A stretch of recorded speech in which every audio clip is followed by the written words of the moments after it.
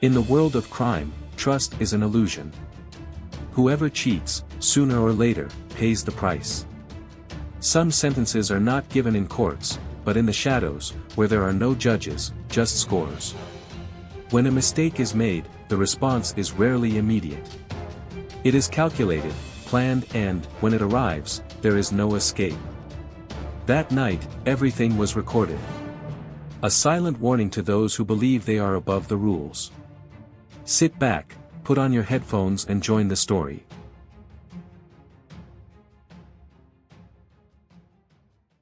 Mexico City breathed crime. Behind the chaotic traffic, the sirens that echoed in the distance and the news that talked about yet another successful operation against drug trafficking, there was a silent truth.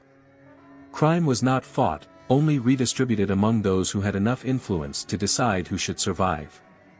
The policewoman Camila Rojas understood this better than anyone. For her, the uniform was not a symbol of justice, but a key to move between two worlds without being questioned. From the beginning of her career, Camila understood that her position within the police could yield more than a common salary. The first years were of observation. She saw how her superiors turned a blind eye to certain transactions, how patrols were diverted from certain regions, and how criminals always seemed to be one step ahead of the authorities. The game was rigged, and the police officers who played well emerged victorious, while those who tried to maintain integrity ended up dead or marginalized within the corporation itself. Camila chose the safest and most profitable side. It started small, accepting bribes to ignore suspicious movements, leaking information about investigations and diverting seized weapons to selected buyers. Over time, his reputation grew.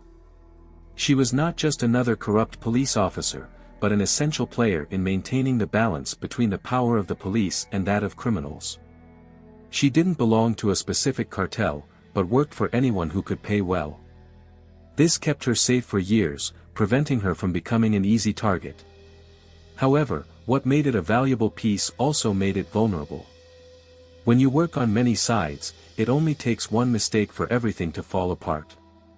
Camila's mistake began to form at the end of October 2023, when he received a tempting proposal. An emerging cartel wanted to take control of a trafficking route operated by a rival group in North Zone of Mexico City. The problem was that this route was well protected, and the drug traffickers who controlled it had influence within the police. For the rival cartel to take control without major losses, they needed to strategically eliminate the former owners of the territory. It was then that Camila entered the game. She was paid a generous amount to provide detailed information about cargo movement times, addresses used by traffickers and, most importantly, the name of the police officers who protected that group in exchange for bribes. The plan was simple. With the right information, the cartel could organize an ambush and completely destroy the rival operation. Camila did her part without hesitation. In the early morning of the day November 15, 2023, a convoy of armed vehicles intercepted a shipment of drugs that was heading towards the border. The attack was brutal and efficient. What was not destroyed by rifle fire was taken by the new owners of the route. The following day, the police organized an exemplary operation, which resulted in the arrest of the few survivors. For the media, it was a clear blow against drug trafficking. For those who understood the underworld, it was just another well-planned move of betrayal and power. Camila was paid and moved on with her life. He didn't worry about the consequences. After all, drug dealers died every day, and no one cried for them. What she didn't realize was that some of the targets that night survived and discovered exactly who was responsible for their fall. Over the next few months, little things started to change. Certain contacts who previously responded quickly began to avoid your calls. Informants with whom he used to negotiate disappeared without explanation. On one occasion, while driving down a busy street, she noticed an unknown car following her for several blocks before disappearing. Even so, Camila didn't care. For her, everything was under control. The problem was that, when someone wants revenge, haste is not part of the plan. Time passed and Camila continued her routine. He answered calls, met with criminals, pocketed money. Nothing seemed to have changed. But the truth was, while she felt safe, someone was just waiting for the right moment to act. On the day January 25, 2024, Camila would leave a meeting with an important contact. The road was empty, the sky was cloudy, and the silence of the night was interrupted only by the sound of his car's engine. The clock ticked 12h30, and what she didn't know was that they were missing just a few minutes for your life to change forever. That day, the police officer who spent years manipulating the system would finally realize that not everyone has a price and that, in the criminal underworld, blood debts are always collected.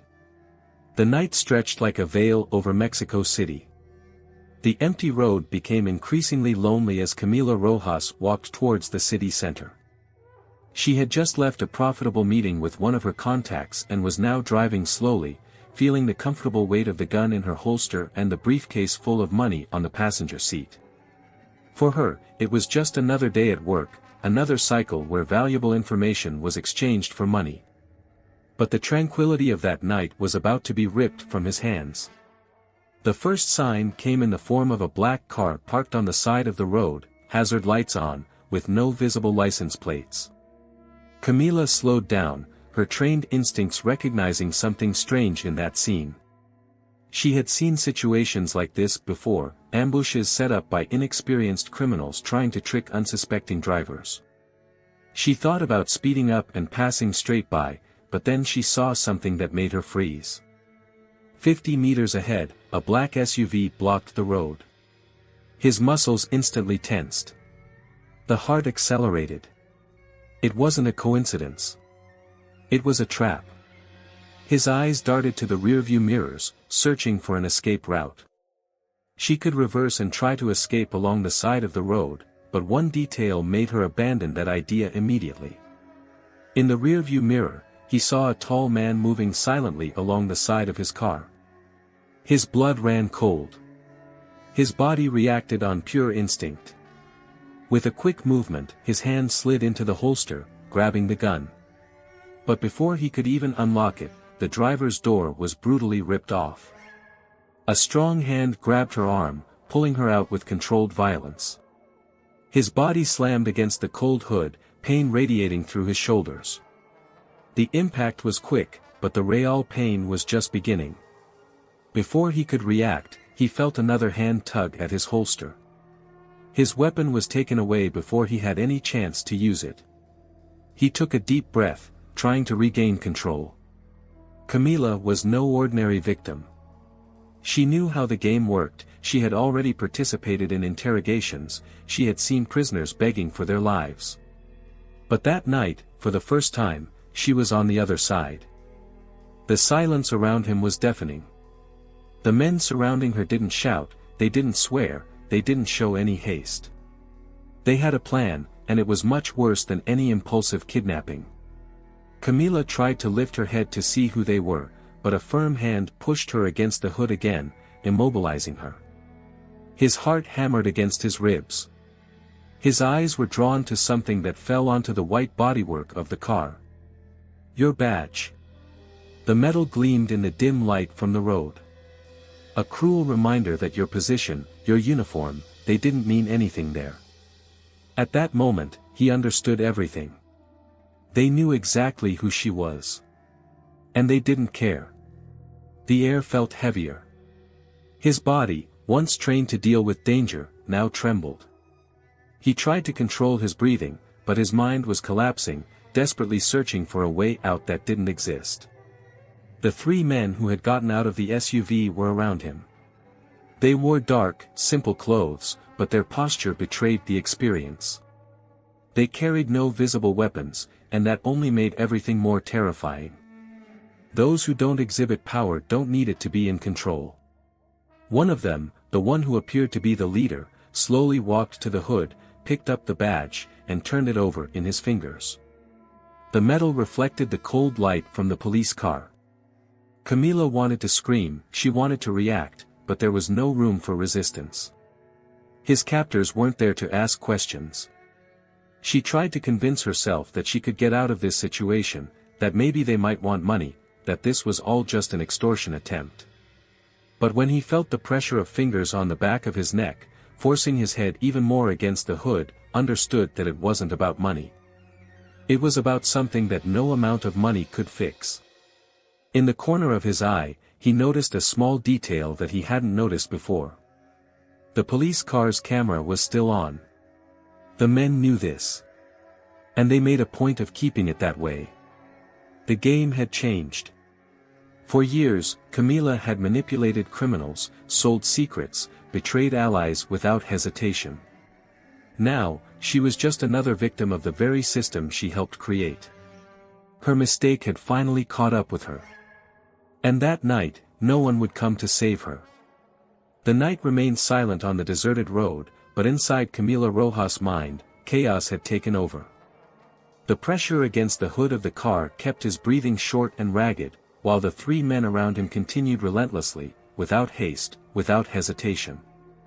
Fear was a feeling Camila rarely experienced.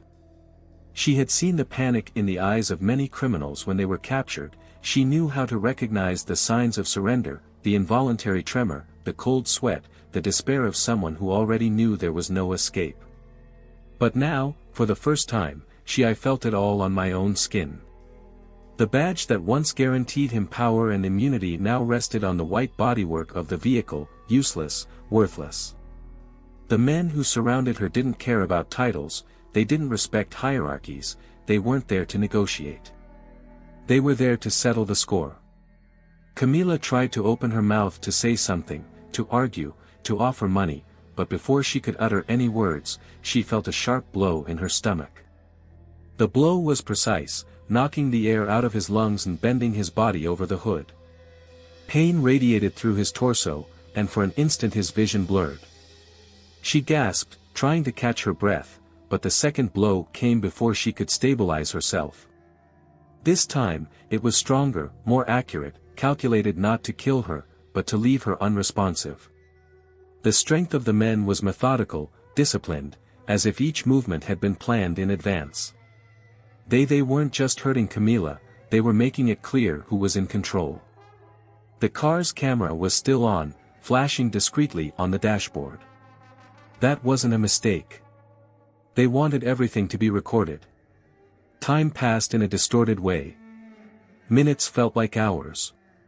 Camila couldn't think clearly, she just felt her body heavy, her muscles exhausted, her mind consumed by absolute terror.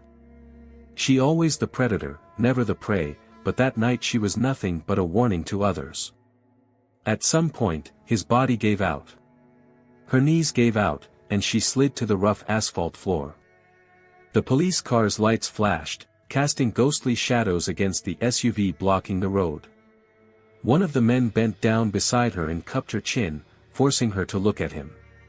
Camila didn't recognize the face, but she recognized the look.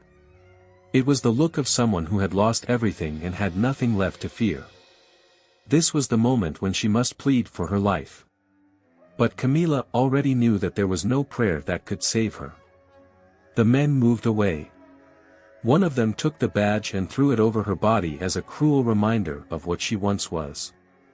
Then, without another word, they got into the SUV and disappeared into the darkness of the road.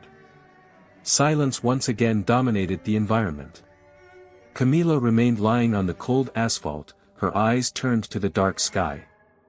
His body was there, but his mind was far away, lost in the void of humiliation, of impotence, of the certainty that his world had ended.